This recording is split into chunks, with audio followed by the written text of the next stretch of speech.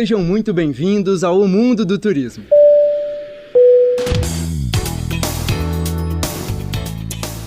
O turismo fala sobre experiências, deslocamentos e ocupações. O turismo interliga política, economia, história, tecnologia, sociedade, enfim. Turismo é um mundo e movimenta o mundo. Eu sou o Lucas Gamonal e nesse podcast tratamos tudo que envolve o mundo do turismo. Falamos sobre teorias, tendências e áreas do mercado. Estamos de volta com uma segunda temporada, aqui com minha fiel escudeira, Milene Ferreira. Animada? Saudades? Muita saudade, animadíssima para essa segunda temporada, senti saudade. Viramos o ano agora, 2024, e vamos matar um pouquinho a saudade do nosso pod, Lucas? Bom, seguimos explorando esse universo do audiovisual, falando sobre turismo. E o que vocês querem ver por aqui? Falem com a gente lá no Instagram, @omundodoturismo. Enviem dicas, críticas, sugestões para os próximos episódios. Hoje, Milene, nosso 6º episódio, vamos falar sobre o RH na hotelaria. Então, prepara a documentação, a foto 3x4, porque a gente vai passar no RH. E para o papo de hoje, vamos ter 2 convidados em um formato inédito no programa. O estagiário também veio. Quem está com a gente é o Felipe Paiva, do time do RH do Grand Hyatt, Rio de Janeiro, e o Diogo Brício, estagiário do RH também do Grand Hyatt, Rio de Janeiro. Sejam muito bem-vindos. Olá, pessoal, boa tarde. A minha dicção só não é tão boa quanto a de vocês, eu tô me sentindo assim. Vocês estão falando igual locutores. A gente treinou muito pra isso. Muitíssimo. Mas boa tarde. Boa tarde pra todo mundo, obrigado pelo convite. Eu queria agradecer muito por estar aqui, é uma oportunidade que nunca imaginei que ia ter. Ah, maravilhoso. Participar de um podcast. Muito obrigada Obrigado por terem aceito. Vai ser gostoso o nosso papo. Vai. Bom, e quando a gente fala sobre o mercado hoteleiro, muito comumente se traz a questão do número de empregos gerados por esse setor, né? Então, eu vi uma matéria, por exemplo, no Hotelier News, em que se tratava da busca por mão de obra qualificada, sobretudo após a pandemia de Covid-19. Então, assim, para a gente dar o start na nossa conversa, queria saber de vocês o que a hotelaria tem buscado, se isso é realmente uma realidade, né? Se vocês têm sofrido com essa baixa de profissionais qualificados e como tem sido lidar com isso, o que vocês têm buscado mais? Sim, eu penso que o Diogo, pelo menos, ele começou com a gente, ele vai fazer 1 ano mês que vem. Então ele não teve essa experiência de pandemia e pós-pandemia, né, na hotelaria. Eu trabalhava na hotelaria na pandemia, eu consegui sobreviver durante um tempo, e aí eu saí da hotelaria e voltei, e hoje eu trabalho diretamente com recrutamento. Então, o que eu penso, o que a gente vê é que parece que a mão de obra ficou mais difícil, sabe? Eu acho que a pandemia trouxe um pensamento muito da galera, vou viver minha vida fazendo o que eu quero, da melhor maneira possível, né? Então teve muita gente boa que saiu da hotelaria para abrir o seu negócio, porque teve que ser forçada a isso. Então acho que a gente hoje busca uma mão de obra qualificada, mas o que é mão de obra qualificada quando a gente pensa em hotelaria? Eu não penso que é ser tão experiente, porque a gente tem muita oportunidade para as pessoas que não têm muita experiência. No Grand Hyatt, principalmente, a gente faz isso. Mas um gap gigantesco que a gente percebe é a falta do conhecimento em inglês, né, em estudantes de turismo e hotelaria. A gente também tem parceria com outras instituições e a gente foi na Rural e assim, a gente recolheu uns currículos de algumas pessoas, a gente abriu o processo seletivo para vaga de estágio e ninguém tinha o inglês que a gente precisava, né? E eu penso, caramba, eu entendo que também estudo é um privilégio no Brasil, né? Então você conseguir fazer um curso de inglês, etc e tal, tem que ter um investimento, mas hoje a gente tem muita coisa gratuita, sabe? Então, né? Inclusive pensando nesse gap, a gente tem o nosso programa de Jovem Aprendiz, que a nossa intenção é fazer uma apostila de inglês para eles, 1 vez por semana, a gente facilitar inglês para eles saírem do programa prontos com inglês básico, pelo menos para a hotelaria, né? Para a área de recepção, governança. Então, eu penso que o que a gente procura são profissionais qualificados que queiram trabalhar, mas eu acho que isso é qualquer segmento, né? Porque muitas pessoas querem emprego, né? Mas aí na hora de trabalhar é diferente, né? E eu acho que o inglês realmente é um gap gigantesco hoje.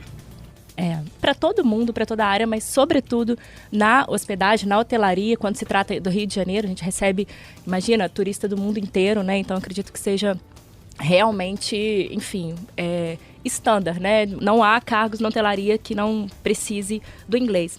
Bom, nesse sentido, Felipe, Diogo também, vocês podem falar um pouquinho sobre a rotina de trabalho de vocês e principalmente sobre essa especificidade do RH na hotelaria?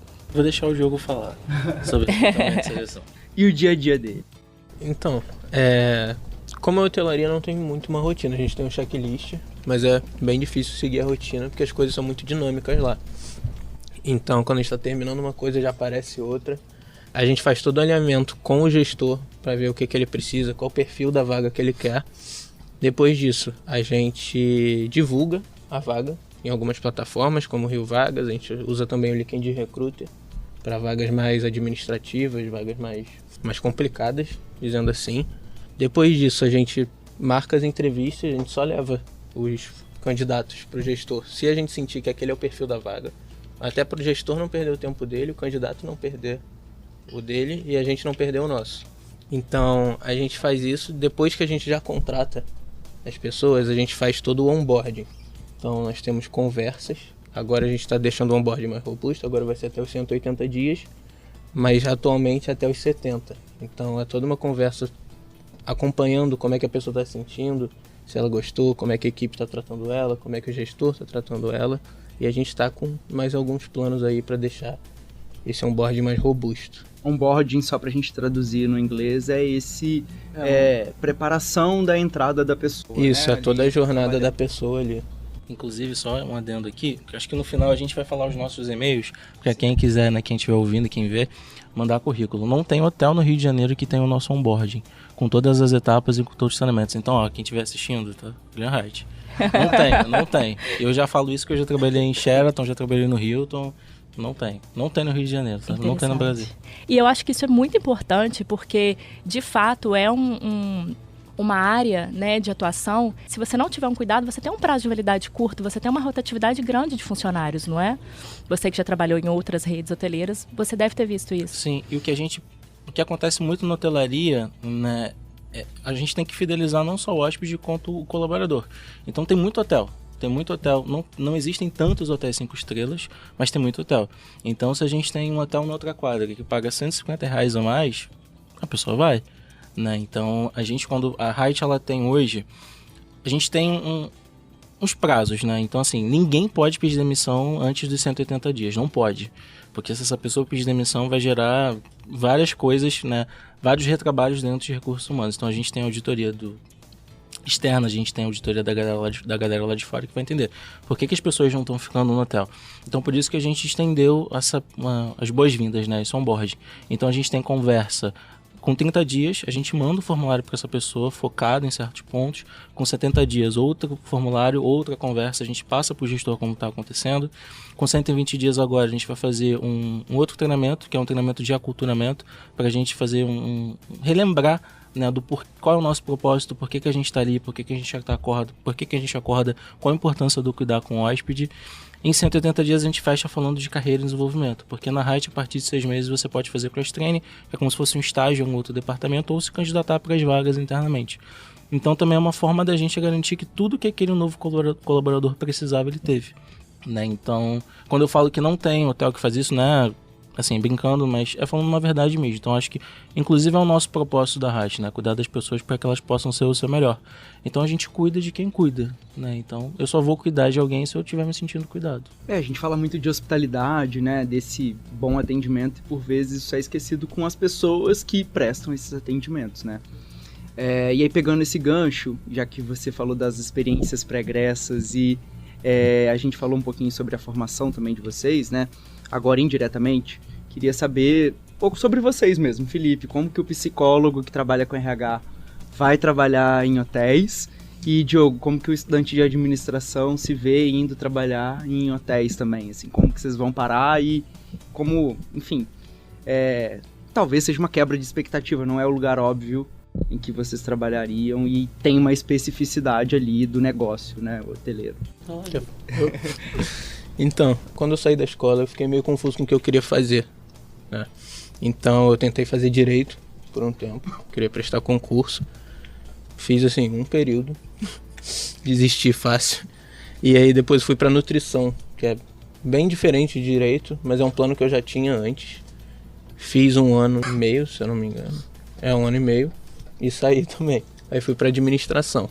Porque é um curso que abrange muitas coisas, né? Então posso trabalhar em finanças, posso trabalhar em RH, posso montar meu próprio negócio. Então, e eu sempre fugi um pouco de hotelaria, porque meu pai sempre foi de hotelaria, sempre foi da área de vendas. E eu sempre fiquei meio assim para hotelaria. Eu estava trabalhando, vendendo carro numa loja, fiquei lá 1 ano e pouco. E aí eu decidi sair para procurar um estágio que fizesse sentido para minha faculdade. Então mandei os currículos e acabei caindo de paraquedas em hotelaria e em RH, que são 2 coisas que eu nunca imaginei que eu trabalharia.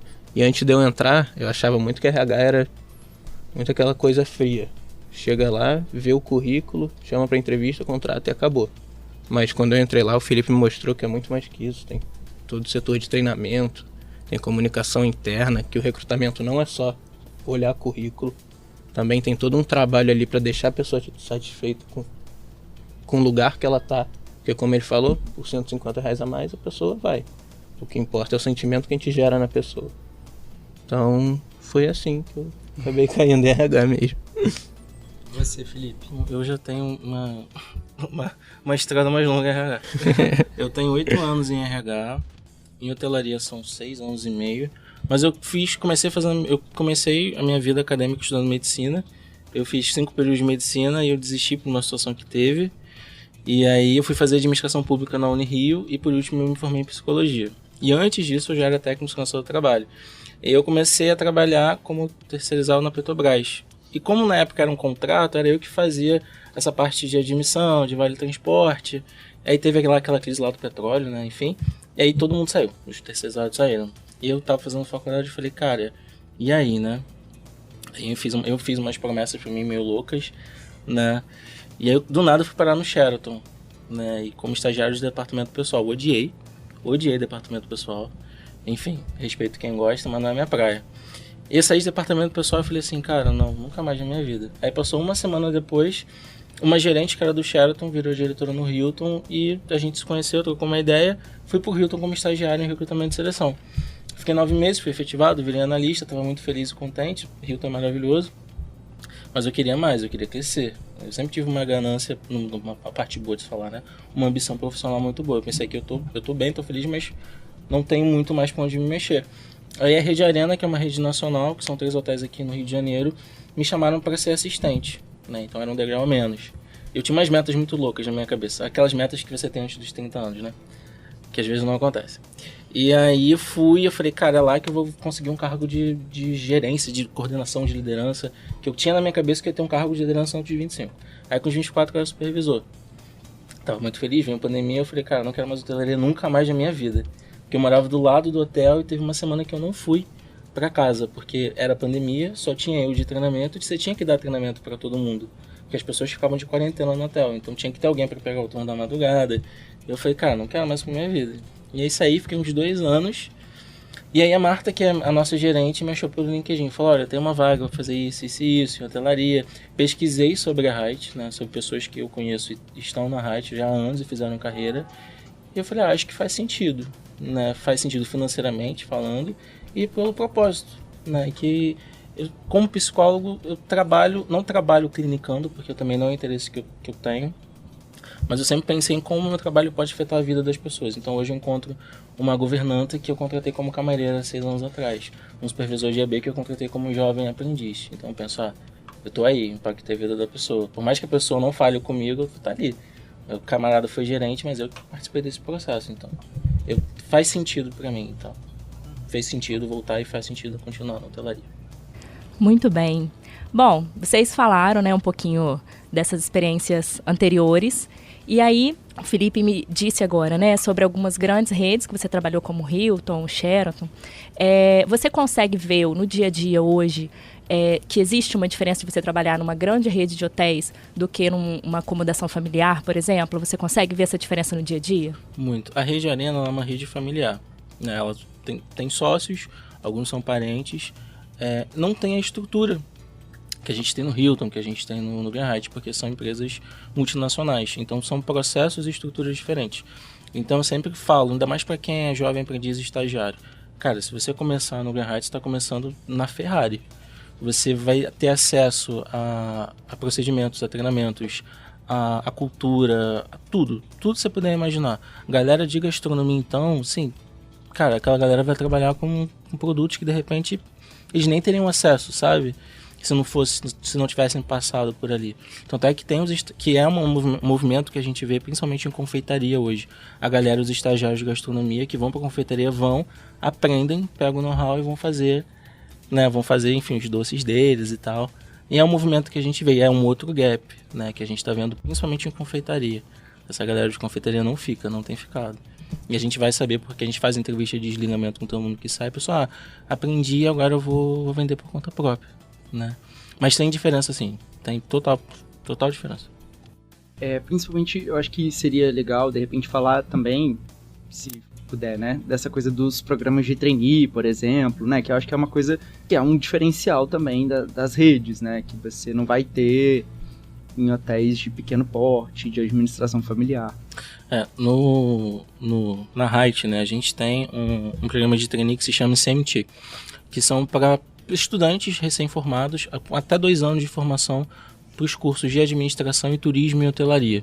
Então, o CMT é um programa de 1 ano. A pessoa, ela roda todo o hotel, ela conhece todos os departamentos do hotel, mas a ideia é formar pessoas para serem gerentes gerais. Gerente geral é o cargo mais alto dentro do hotel, né? Então, aqui, nós somos 4 unidades no Brasil, né? 2 no Rio de Janeiro. A gente, esse ano, como a gente vai paralisar a prova, a gente não vai ter o programa de CMT, mas a gente vai ter ano que vem.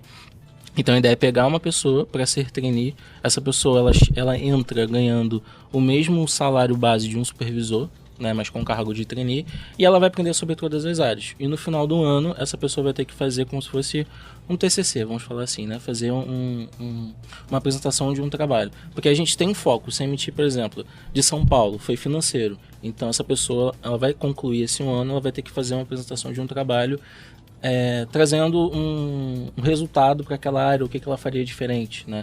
Essa apresentação para uma bancada internacional, que é o RH internacional, a gerente geral do hotel, o diretor financeiro, né, que é o diretor da área. Então, por isso que, voltando na questão do inglês, né? Então, para você ser um trainee hoje, não só na Height, em qualquer multinacional, você tem que ter inglês. Até porque parte do processo é com a RH do Brasil, com a diretora de RH, com o gerente geral do hotel e, por último, com uma bancada de RH lá de fora, né? Então, mas é um programa maravilhoso. Inclusive, a pessoa ela tem que ter disponibilidade de mudança. Então, de repente, a pessoa está aqui e abrir um task force, que é uma força-tarefa, né? A gente vai abrir um hotel lá na Colômbia. Então, chama uma galera e o CMT é para isso, né? Então, você pode ser um CMT aqui no Brasil e, de repente, ir para as Maldivas, por exemplo, ir para o México, sabe? E por aí vai. É um mundo de oportunidade mesmo. Bom, e a gente abriu uma caixinha de perguntas lá no nosso Instagram, valorizando nossa audiência. E aí uma questão foi da professora Carolina Castellitti, que inclusive participou do nosso 2º episódio. E ela falou, queria saber, né, sobre uma quase obrigatoriedade, ou por vezes obrigatoriedade, do sorrir na hotelaria, né? Principalmente para as mulheres. E aí ela pergunta, né, se existem impactos para fora do ambiente de trabalho também, sobre essa obrigação de sorrir a todo tempo. E aí eu me lembrei, assim, de perguntar a vocês, porque eu conheço, né, a gente fez uma visita técnica lá no hotel, sobre ações de suporte à saúde dos colaboradores, sobretudo saúde mental, mas também quando a gente fala na hotelaria, muitas das vezes a gente trata da escala 6x1, que é um gargalo, é uma questão. Então, como que vocês veem isso tudo, né? Sim, eu acho que o Diogo, né? O Diogo, ele tá lá há 1 ano. Ele é relativamente novo, vamos falar assim.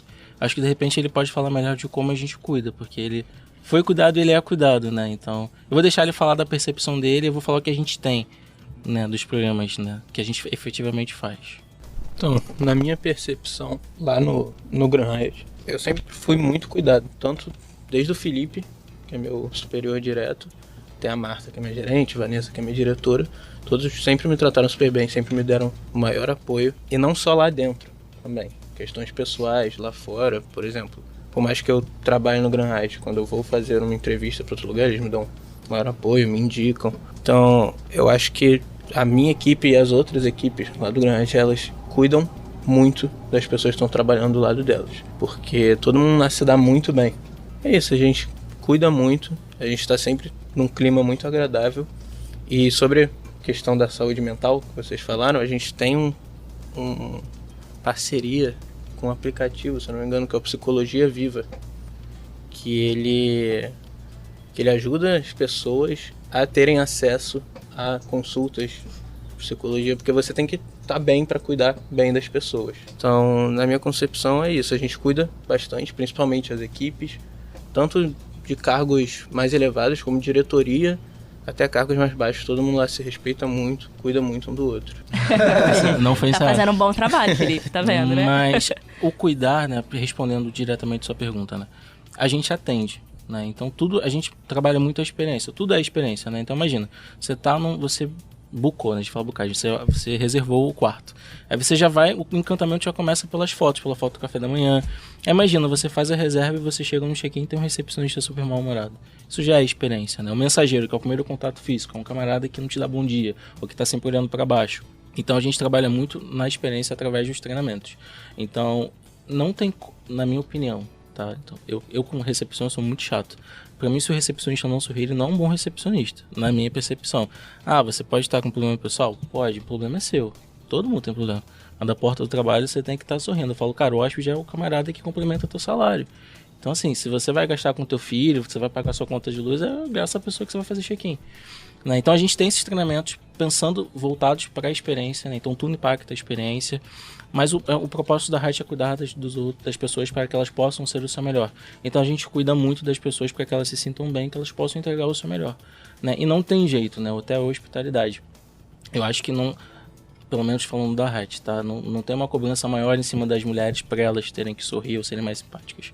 A cobrança é para todo mundo, né? Então, porque faz parte do atendimento. Então, acho que com certeza aqui todo mundo já foi mal atendido em algum lugar, em algum restaurante que... Rio de Janeiro, que isso?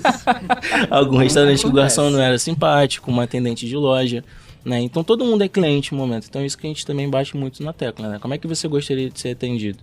Né? Então, né? E é isso, né? Tudo é experiência. E a gente vende experiência. Então se a gente vende experiência, a gente tem que vender aquilo que a gente está se propondo a vender. Sobre escalas, né, que você mencionou também. A gente, acho que pensando em hotelaria numa forma em geral, a escala 6x1 ainda é muito predominante, mas a gente na Height também tem pesquisa de satisfação, né, e é um ponto que é abordado, né, 6x1. Então, o que a gente pensou? Como é que a gente pode, aos poucos, sanar isso, né? Então, a gente inflou um pouco o nosso quadro da recepção para poder ter eles têm uma escala 5x2. A equipe da manutenção trabalha 12x36, né? Então, é uma forma de retenção também. É menos retrabalho para a gente, é menos custo com rescisão, menos custo com recrutamento. Então, obviamente a gente faz o que a gente pode também, mas a gente sempre estuda ações para o bem-estar. A gente na Height, a gente também tem os grupos de afinidade, então a gente tem o Height para elas, o Height para todas as cores, Height para LGBTQIA+, PN, então a gente faz com que todo mundo lá realmente possa se sinta à vontade para ser quem é. Né? Então a gente tem um olhar diferenciado para as pessoas trans, então a equipe é treinada, a gente teve uma palestra de uma advogada só que é especializada no direito das mulheres, então sempre, tudo que a gente pode fazer para a pessoa se sentir incluída, né, a gente faz, né? Então acho que a gente faz um bom trabalho, pelo menos a gente tem bons feedbacks. Muito bem. A gente estava até conversando um pouquinho antes da gente começar essa gravação, né? Que principalmente a gente tem uma predominância aí de ouvintes que são estudantes de turismo, sobre essa questão da escala, né? Muita gente acha que qualquer função na hotelaria você vai trabalhar, você não vai ter feriado, enfim, tem sempre aquele medo de entrar no mundo da hotelaria, né? E como você disse, hoje vocês têm trabalhado com essa questão mais flexível de folgas, de 5x2, por exemplo, e para quem quer atuar na área, mas não quer perder o seu final de semana, existem também departamentos que você consegue trabalhar no horário comercial, normal, convencional, de segunda a sexta, né? Vocês podem falar um pouquinho sobre isso? Sim, os departamentos administrativos, né? Diogo é de segunda a sexta, a gente tem departamento de vendas, e até mesmo os departamentos operacionais, quando é estagiário. O jovem aprendiz realmente é uma regra, né? Não pode. Mas o estagiário, até mesmo no operacional, a gente sempre tenta muito que eles não trabalhem sábado e domingo. E sempre na escala 5x2. Claro, é hotelaria, então fim de ano, por exemplo, né? Então vão ter os picos de ocupação que essa pessoa tem que ter essa disponibilidade. Mas não penso que seja só para hotel, é para atendimento, né? Então é isso, você escolheu esse caminho e assim será, né? Se não for para ser assim, vai fazer medicina, psicologia, fonoaudiologia. Medicina também vai... Medicina também tem plantão.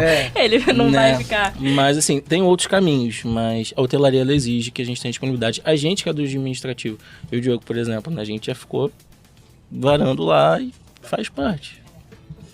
Eu acho que acaba sendo um estilo de vida também, né? Você também consegue organizar o seu tempo e numa terça-feira à tarde tá numa praia, né? Tem suas vantagens. Exatamente. Tem suas vantagens.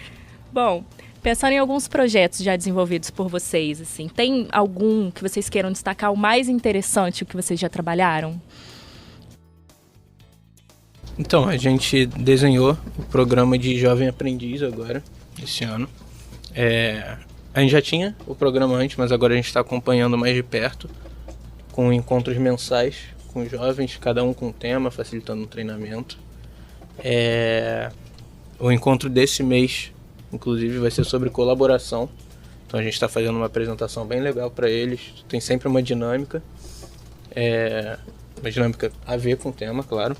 E a gente sempre chama um gestor convidado para falar um pouco sobre sua área, para eles verem também, porque a gente tem o rodízio, né, de jovem aprendiz. Depois de um tempo, eles trocam de setor. Então até para eles verem também, entenderem um pouco melhor qual setor eles querem ir. E agora a gente está... O Felipe, né, porque eu não estou participando que nem colaborador mesmo, ele está desenhando o programa de estagiário. Que vai ser uma pegada mais diferente, mais voltada para encarreiramento.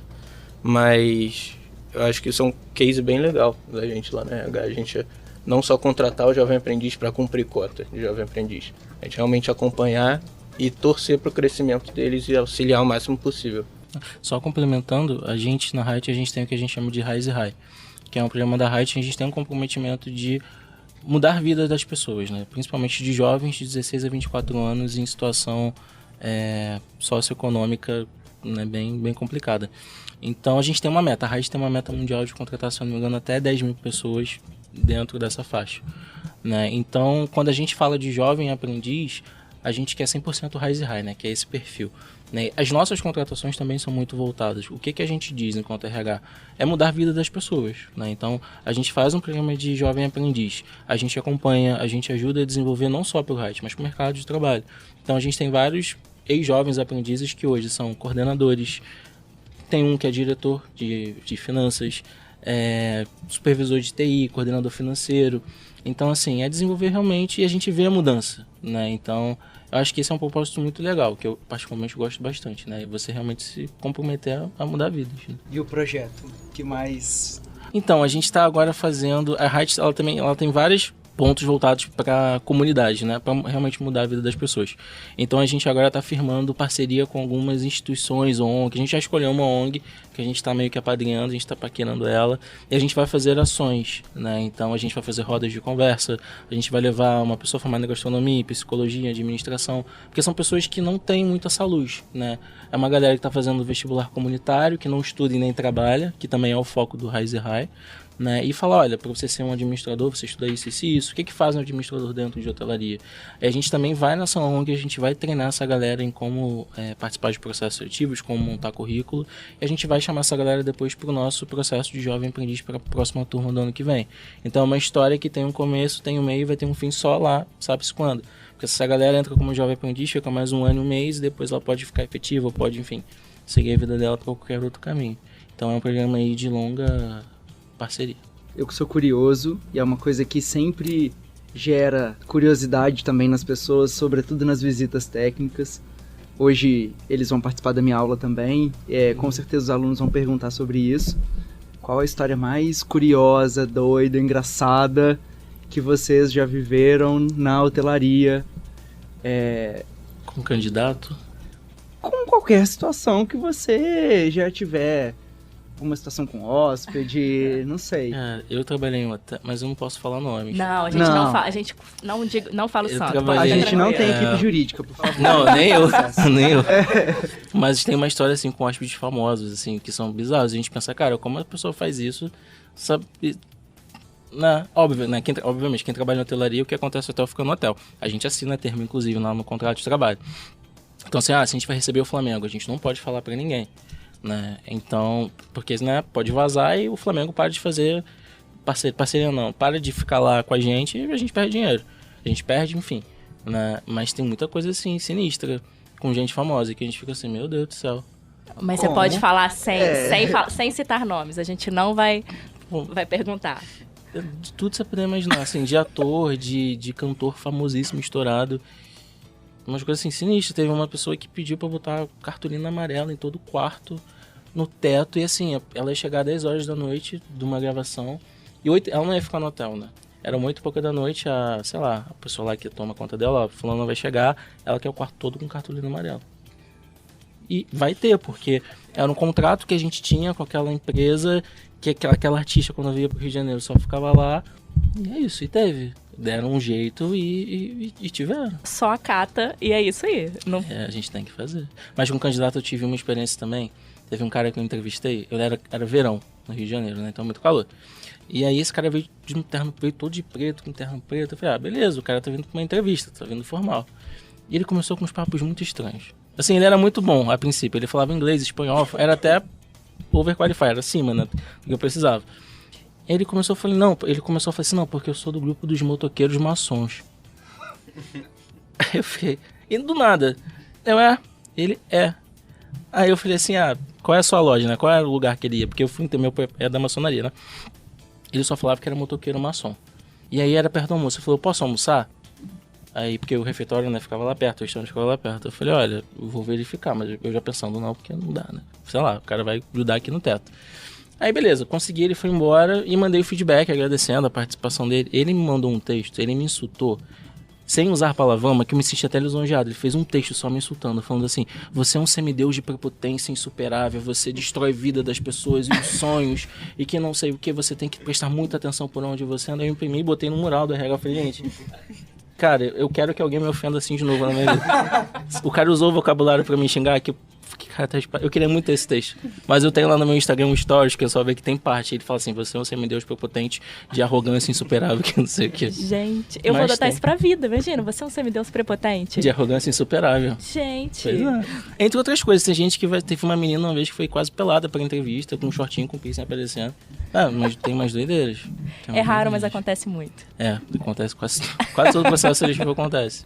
Mas é engraçado. Mas tem umas que a gente fica meio receoso. Diogo, nesse ano tem algum caso que te marcou jamais assim? Pelo sorriso tem. Não sei se eu digo felizmente não ou infelizmente não. Mas por enquanto não vivenciei nada do tipo não. Só as histórias que o Felipe conta mesmo. São muito engraçadas. Sim. Mas já assusta. Imagino que vai vivenciar aí daqui a pouco. Vou, com certeza. Ainda não chegou a sua hora, Diogo, mas vai chegar.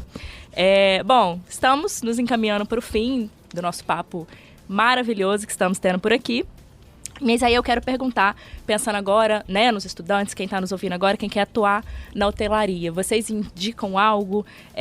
Tem algo que as pessoas precisam se atentar, pensando um pouco também, né, a gente já falou sobre língua estrangeira, mas tem outra qualidade, outra técnica, né, algo técnico que a pessoa precisa ter? Então, depende muito de qual o seu nível, né, de conhecimento e o que você está buscando. Então, quando a gente fala de estágio, por lei, a gente não pode pedir experiência, né? Por mais que seja uma lei, tem muitos processos que pedem experiência.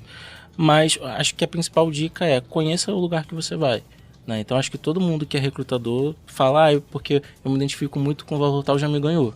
Porque eu adorei o propósito da Hyper, já fico todo derretido. Né? E é uma dica mesmo, assim, conheça o lugar que você vai, saiba um pouco da história do lugar e você tem que ver se faz sentido para você. Se os valores daquela empresa são compatíveis com os seus, né? Então, acho que essa é a principal dica. Conheça o lugar que você está indo, siga o LinkedIn do hotel, né? Então, se você quer trabalhar em vendas, né? Você vai num processo seletivo, veja as ações, né? Veja lá como é o marketing share do hotel, enfim. Conheça onde você está trabalhando. E as habilidades técnicas, né, que são necessárias. Então, se você não fala inglês, não bote um currículo que você fala inglês. Isso acontece muito, inclusive. E com isso eu faço a pessoa passar vergonha. Então, se tiver alguém vendo e assistindo e mandar currículo em inglês fluente, cara, eu vou te perguntar em inglês. Eu já entrevistei um cara em alemão, eu não falo alemão, obviamente, né? Ele falava alemão e não sei o que. Eu falei, fala alemão aí. Let's speak ele trocava de língua no meio da entrevista com uma rapidez. Eu nem sei se ele tava falando certo. Mas ele trocava, na hora era francês, espanhol. Então, assim, isso é muito importante, né? Então, se você não sabe fazer, ou se você não tem experiência, não bota o que você tem. E você falou sobre área de vendas, por exemplo, né? Tem alguma área, comento muito sobre alimentos e bebidas, que muitas das vezes é um gargalo, a área de revenue management, que já foi, né, tema do nosso podcast também, muitas das vezes não tem pessoas, então, assim, tem alguma área mais específica que vocês veem, assim, como... Revenue é uma delas. A gente tá com uma vaga, inclusive, de diretor de Revenue, se tiver alguém ouvindo aí. Revenue, realmente. Então, assim, acho que você tem que gostar, assim como tudo na vida, né? Mas é uma área que realmente não tem. Hoje você até tem bastante profissionais de Revenue, mas quando a gente fala de um produto Greenheart, por exemplo, não tem. Ou a gente vai, né, roubar de uma forma amigável de um outro hotel, ou a gente vai olhar para fora do estado ou para fora do país, né? Então a gente está pensando, de repente... Alguém conversando, aí a minha diretora me trouxe, Felipe, conversei com uma pessoa para pedir para você olhar para a Argentina, porque eles estão em crise, e é isso, né? Para vocês verem o quão difícil é um profissional super qualificado de Revenue. A IB, a gente tem uma dificuldade muito grande com os supervisores de IB por causa do inglês, né? Porque o supervisor tem que ter inglês, no mínimo ali para atender a mesa e conversar com a galera. Então, supervisor de IB, Revenue, qualquer posição de Revenue, acho que o resto é mais tranquilo, eu acho. Auditor noturno, às vezes é que é o recepcionista da madrugada. Capitão porteiro. É o concierge que também tivemos aí. Estava no nosso episódio. O concierge mesmo, né? Porque é concierge, né? Que tem lá as chavinhas. Mesmo, tem vários. Da Lecledor. Da Lecledor. O nosso primeiro episódio, fazendo jabá, né? Foi justamente sobre conciergeria e revenue management. Não, vou assistir, de repente. Tem um banco de currículo aí que eu não tô sabendo. Muito bom. Mas capitão porteiro também. Foi uma luta. A gente importou quando traz pra...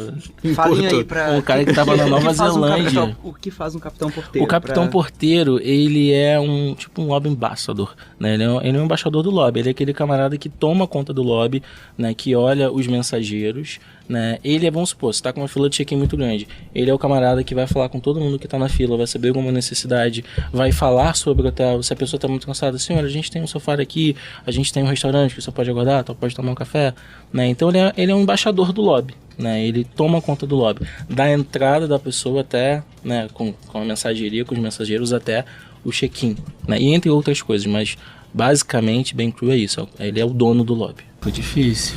Ele veio da Nova Zelândia e um veio que eu já tinha trabalhado com ele.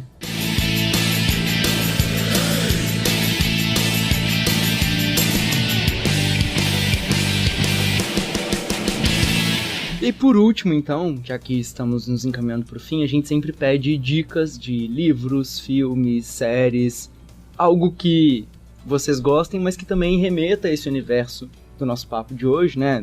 Do RH na hotelaria.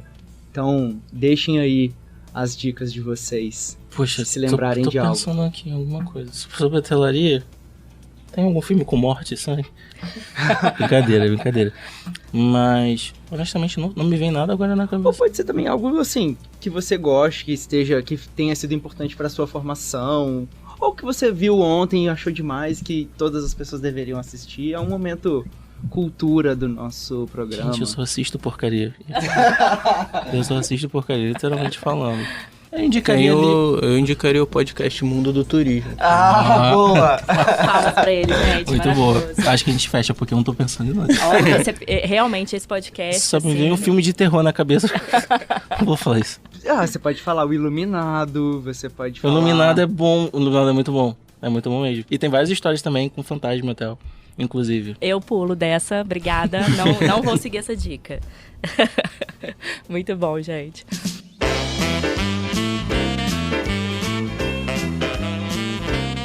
Bom, já que não temos nenhuma indicação, além do Mundo do Turismo, que inclusive vocês podem seguir nas principais plataformas aí e também no Instagram, a gente vai terminando o nosso 6º episódio, o nosso primeiro episódio da 2ª temporada de 2024. E foi muito, muito bom estar com vocês, Felipe, Diogo e Lucas, meu querido e fiel escudeiro. Valeu demais por toparem participar do nosso episódio. E, enfim, queria agradecer vocês dois demais pela presença, viu? A gente que agradece. Pelo convite. E a gente vai ter mais parcerias aí. A gente vai falar sobre programas de trainee. Ah, muito bom. Você falou de deixar o e-mail. Quer deixar o e-mail para possíveis interessados em enviar currículo? O meu é Felipe, felipe.paiva@riot.com. O meu é diogo.bricio@riot.com. Soletra o Riot também, gente, para não gerar... HYATT. Mas a gente se prontifica a colocar na descrição lá do episódio também, tá? Bom, então é isso, né? Por falar nessas dicas, publicações, redes sociais, eu pergunto, né? Vocês já seguem a gente no Instagram, nosso perfil é @omundodoturismo. A gente aguarda vocês. A gente sempre publica lá cortes dos nossos programas, pedidos de perguntas para os nossos episódios. Então, interajam com a gente lá. Nós somos carentes e queremos o like de vocês. É o momento YouTuber. É isso aí, o jabazinho. Bom, isso aí, Lucas. Obrigada também. E a gente fica já com saudades, mas já seguindo aí, matando um pouco da saudade agora que a gente ficou tanto tempo, né, longe, afastados um do outro. Agora a gente vai seguir com temporada nova e o próximo episódio também vai ser demais. Aguardamos vocês, já estamos aqui na expectativa. Bom, obrigado mais uma vez, Felipe, Diogo. A gente que agradece. Milene, parceira, valeu demais. Mais uma. E então vamos fechando com a nossa ficha técnica. Esse podcast é uma realização do Audiolab da UERJ, com coordenação geral de Felipe Mostaro, edição de Ramon Lemes, direção, roteiro e produção de Milene Ferreira e Lucas Gamonal. A gente espera vocês no próximo episódio. Tchau. Obrigada, gente.